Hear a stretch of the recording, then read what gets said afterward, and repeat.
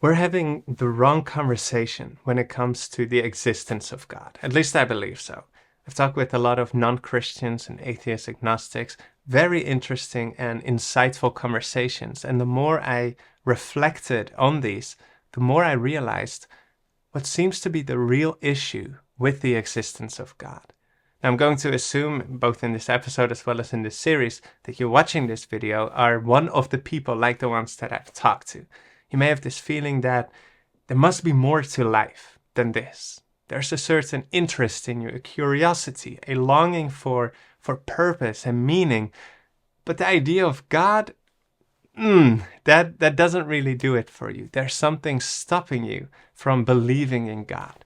So as I'm going to share my thoughts and observations from these conversations, I would be very interested and curious to hear from you if my reflections are making sense to you, if they resonate.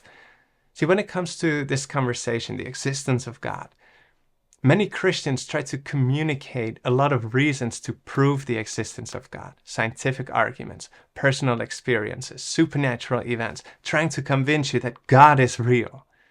But often, these kind of reasons are met with a certain skepticism or counter-arguments, and the conversation quickly turns into this back and forth debate. But here's what I think, and I know it's an audacious statement, but I don't think that you need to be convinced about the existence of God. Because the real reason why you don't believe in God, I don't think has anything to do with the possibility of the existence of God. And that's why I'm saying we're having the wrong conversation. Now, hear me out. I'll soon share with you what I believe the real issue is and what I believe our conversation should be about. But first, why am I saying that I don't think the possibility of God to exist is the reason? Allow me to elaborate. You are watching this video on your phone or your TV or your computer. You're sitting on a chair, on a sofa, or maybe on the toilet. Now you know that all these objects are the result of a creative process. Whether it was a team of engineers and designers or just one individual, doesn't matter. You know, someone came up with the idea, knew how to make it, and then created it, right? It's a concept that's so common that our brain doesn't want to keep spending energy on re-establishing this every time for every single object around you. So it has just become this subconscious truth in your mind. You know this is how it works. Now, the reason why I'm drawing your attention to this is to make you aware of that this concept of the creation process is already deeply ingrained in our understanding of how everything works. So then to believe that the natural world, the trees and gravity, the intricacies of the human brain also are the result of a creation process, someone made it, that doesn't require some unsubstantiated leap of faith. It's not a totally new concept. We already operate by the same premise countless of times every single day.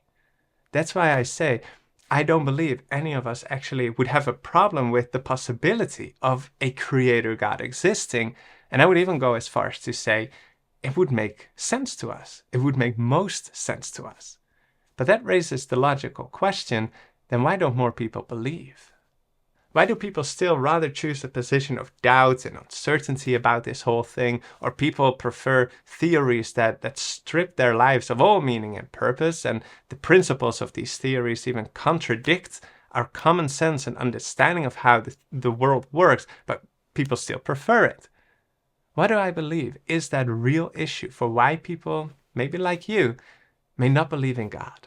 What should our conversation be about?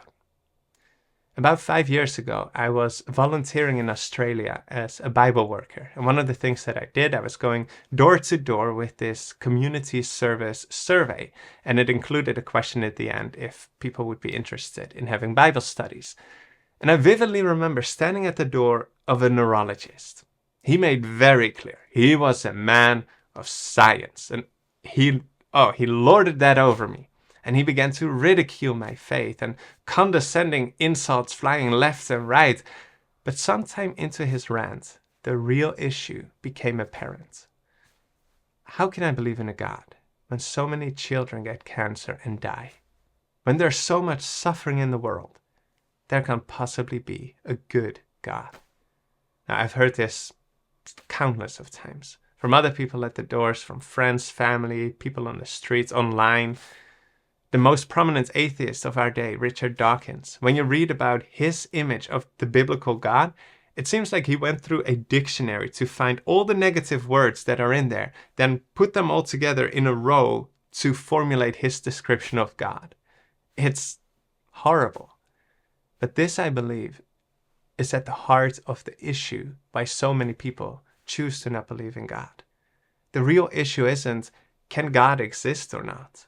But what would that God be like? Because here's the problem. To acknowledge that God exists, it's not some mere isolated theoretical acknowledgement. It would actually have major real-life implications. Because to acknowledge that there is a being out there who's higher and more powerful than you are, it means he can do with you whatever he wants. You don't get to make the rules, he does. You don't get to say what is right or wrong or truth, he does. And to give up that sense of control and sense of freedom and autonomy to some mysterious being, I understand that that makes you feel unsafe and vulnerable. Because what if this God doesn't approve of how you live? What if you disagree with this God? What do you need to appease this God, or else you're in trouble? What kind of God are we dealing with here? And it's not surprising that in all those conversations that I've had, what they all had in common, and what may be the case for you too, is that their image of God was not positive. And of course, that changes everything, because then the idea of this all-powerful God can become a deeply disturbing and an unsettling reality. So you prefer to avoid it or just deny it at all costs. You just want to focus on living your busy life and not have anything to do with this God. Now, some have told me if God would be real, they would feel hopeless because they think that God would demand them to live exactly how he tells you to. He's got these lists of rules and he demands perfection. You always need to do everything right. And you know yourself. You know there's no way you can do that. So to acknowledge that this God would exist means you put yourself in this impossible situation where all you can do is fail because you can't measure up to all those demands that he has of you. Every day you'd feel the guilt and shame and condemnation for not being good enough. Now, that doesn't really sound like this attractive scenario that you're like, sign me up. Maybe you feel that God wants you to give up who you are to become someone that you're not. Everyone just needs to behave the same, think the same, believe the same. You lose your personality and all of that. And that kind of uniformity and conformity doesn't seem to be this free life that you would want. Many also think about the things that Christians have done throughout history. Some terrible things. Crusades and corruption, oppression of women, endorsing slavery. So you may think, is that what their God is like? Maybe you've heard parts of the Bible or Christian teachings and you now think that God is this angry, war-loving God who's going to torture people in the flames of hell forever if they don't do what he wants them to do. Or maybe you've met Christians who were being judgmental or hypocritical and they gave you a bad impression. Maybe you tried to get answers from them, asking them basic questions like, why is there evil in the world? But then they can't answer you. There's a lot of reasons for why you may have gotten this negative image of God and therefore rather not want to have anything to do with him. So no matter then what arguments you are given to convince you of that God is real, it's pointless if you don't want that God to be real anyway. And I get that. What is this God like? That's the real conversation that I believe we should be having.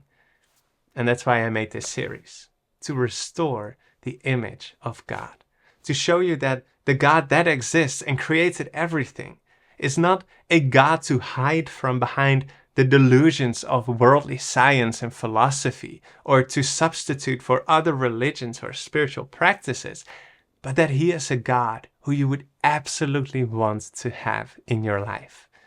I want you to find the essential answers that you're looking for, that inspire meaning and hope and peace for your soul. The problem is, How do you get to know a God that is invisible?